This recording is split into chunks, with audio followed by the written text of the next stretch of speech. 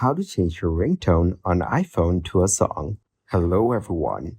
In this video, we will see how to change your ringtone on your iPhone to a song. Go to Settings and then Sounds and Haptics.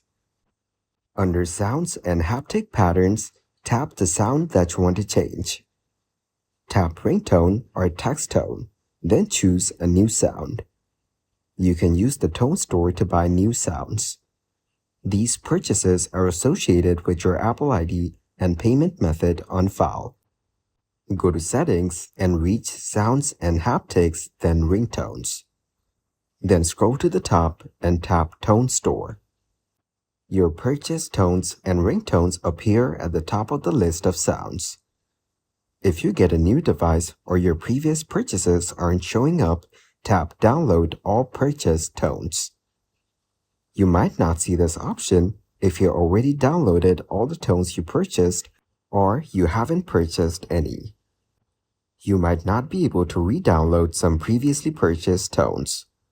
Thank you guys for watching this video. Hope you got some value. Make sure to like the video and subscribe to the channel to get notified of new videos. See you in the next one.